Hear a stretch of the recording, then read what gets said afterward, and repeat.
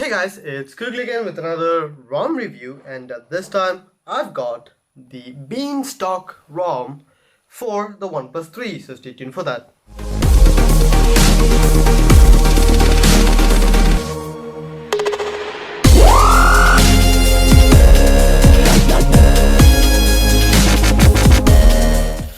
So guys, the Beanstalk ROM. The first time I tried this ROM was on my S3, and it was a very feature rich and a stable ROM at that time, and it is a really good one.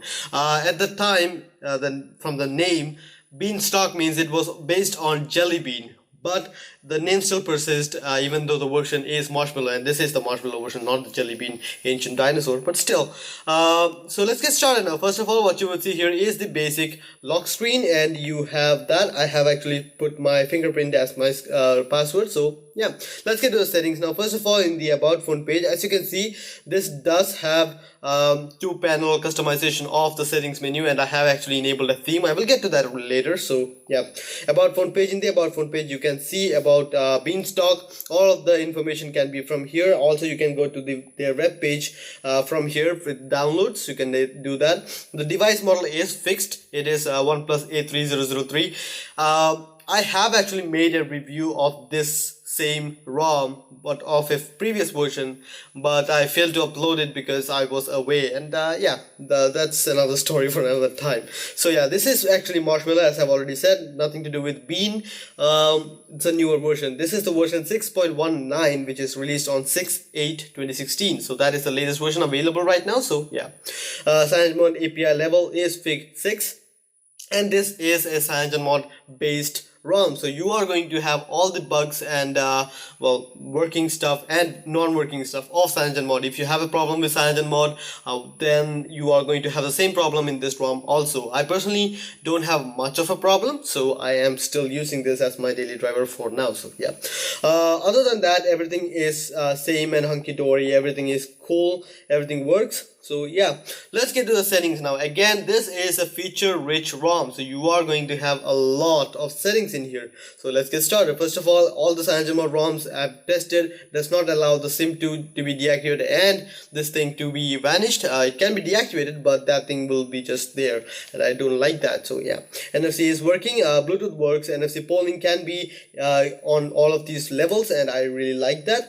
Navbar settings. The navbar, you can enable the navigation bar, and you can actually change the mode of navigation bar. You can fling it and have this. All of that is available. Now this is based on Dirty Unicorns, so you are going to have Dirty Unicorn settings. So if you have used Dirty Unicorns, you know what I'm talking about. You do get all those features and all the stability stuff from them, so that's pretty nice. Let's get into the other stuff. It does come with kernel auditor, and the super user script is available in here, and it works. There's no problem here. Kernel auditor is available within this ROM, so you do have that. Display and light, you do have live display, rotation enabled, double tap to wake. All of these are CyanogenMod features, and you do have that. Disable FC notification is a pretty good tool. I have gotten a few FC issues with certain applications like Keep and my banking application, which is HSBC. So that was only there when I was restoring the backup file. So not entirely sure. Your mileage may vary on that. So yeah, it does have ambient display and even DOS options, so you can actually customize how the DOS works. Pretty nice to see. It does have app circle bar, gesture anywhere, animation controls. All of that is available in here. Recent apps customization, you can enable RAM bar.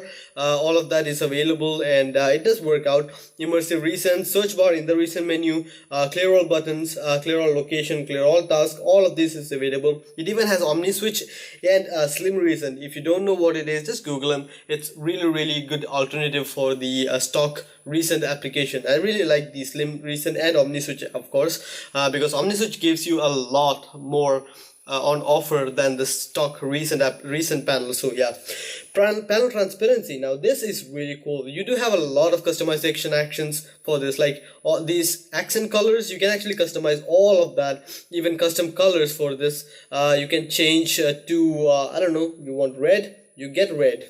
You can get red on there, so you can do a lot of stuff with this. This is something you have to tinker with. Very personalized ROM, because it does have a lot of stuff to offer. Now the accent color for the sound bar is also available. You can also change that. You can also have dash gaps, dash width, dash radius, and all of that is customizable. That is the one great thing about this ROM. So you do have that. Extended desktop. Now LCD density setting, the default is 480. I have set it to 400 because I normally use that. Also, you do have a font size enabler. I have kept it at large so that you guys can see it. I personally keep it on the lowest setting. So yeah, this is what I was talking about, the settings panel. You can even have 3 in the settings panel, which is just, this is over the top. I personally wouldn't ever use this. 2 is pretty decent. And also dashboard title view, dividers can be enabled or disabled, and even switches is enabled. Switches are these switches, you can actually have that enabled. Like, it depends on personal state. I personally don't like that. Also battery light, you can actually customize all the light and even do it pulse, so you do have that available. Notification light can be customized, even choose colors automatically is available, brightness level, light with screen on, all of this. And you can even give custom values for all the applications, so you can actually add a few applications and have them in different colors. Now themes, I have already told you guys, this is a CM based ROM, so you do get the CyanogenMod theme. So that is why I'm using this one. I really like the Hydrogen OS theme, so I am using that. I've been using that in all my CM ROMs and I really like it. So yeah, notification option, you do have accept notification. You do have options to select the snooze timer, the timeout, force head up. All of this is available. Do not disturb, blacklist and whitelist is available, so you can choose what all applications can use heads up displays. Buttons, now in the buttons menu you do have the option to customize every single hardware button, apart from back button I guess, so you can't do that, but recent button and home button can be customized, even answer call. And also volume control buttons can be customized to wake up device, playback control, keyboard cursor controls. All of this is available. I personally do use all of them a lot.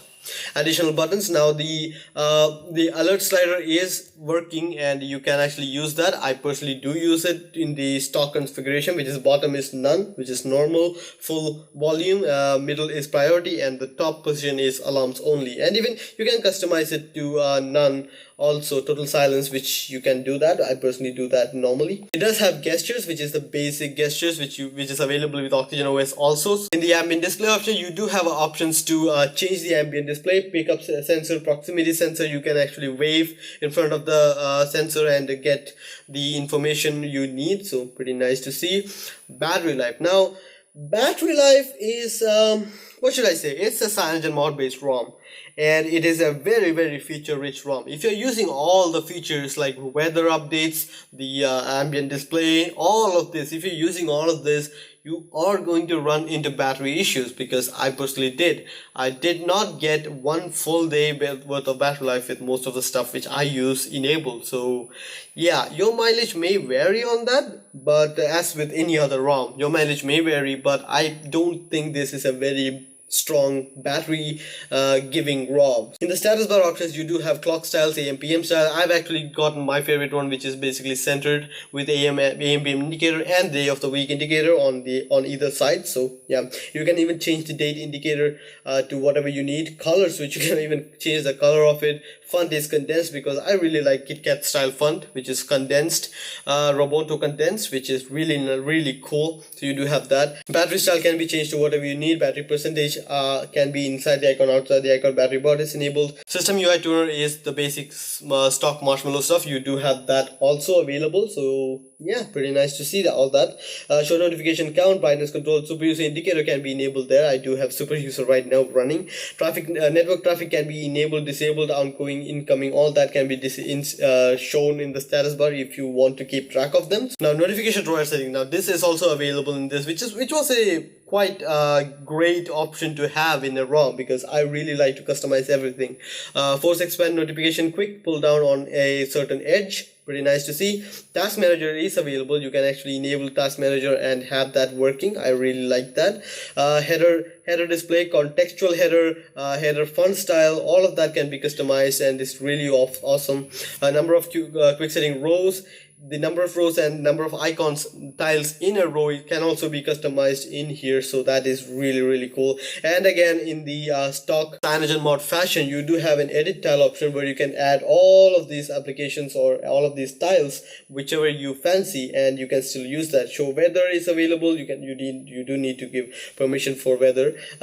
Also tri-state locations, all of this is available, and you can do to your heart's content on this one, so that's really nice. I really like this also, which you can click for automatic brightness control, so that is also really nice to see. So yeah, I guess that much is it in the settings menu. Let's go to the developers option. You do have advanced remote stay awake option, which is pretty nice. I like to keep it while charging while charging, so yeah, it is also available. Now something which I really liked is the Windows animation scale comes with the ROM on 0.75x, which is my favorite one because it gives you sufficient speed and aesthetic sense that you are not waiting for the animations to load. So that's really nice. It even has multi-window mode. You can enable, disable it, whatever you need. So I guess that much is in the settings menu. Apart from the settings, you do have audio effects in the application section and all the basics which you need. I have actually installed everything because I am using this as my daily driver right now because I really like that.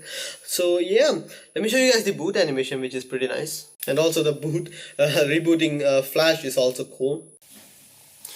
So there you have it. That is the boot animation for Beanstalk, which is a pretty cool little boot animation, which is really nice. Also the notification LED does go on, and on the previous version, just for your information, that caused a problem because the notification LED doesn't go off. So yeah, just for you know.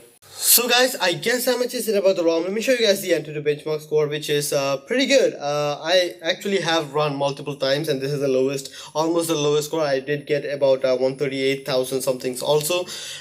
This is, well, I have everything enabled, so it is going to take up a lot of juice and a lot of memory and a lot of power. And I got about 142,000 as my highest, which is respectable, but nothing in most of the other stuff. So yeah, OnePlus 3 is higher rated than my device, which is also a OnePlus 3. So yeah, just so you guys know. So I guess that much is it about the ROM. All in all, this is a very strong ROM. I really like it, and I am kind of using this as my daily driver. I'll be switching soon, but still, because it gives me a lot of stability. The also the camera issue has been fixed because the line in the build.prop for F2FS is deleted already. I didn't have to delete it, and it works, so I kind of am thankful for that because that caused a lot of issues for me in my CM ROM. So yeah, apart from that, almost everything works. There's no issues which I have encountered in this ROM, apart from a bit of battery loss and a bit of performance loss, but still I don't really notice that in normal use case scenarios. So I guess how much is it about the ROM. Hope you guys like the video. Please share, subscribe, and like the video if you found it useful, and if you don't, you can just dislike it because yeah. And see you guys next time. Bye.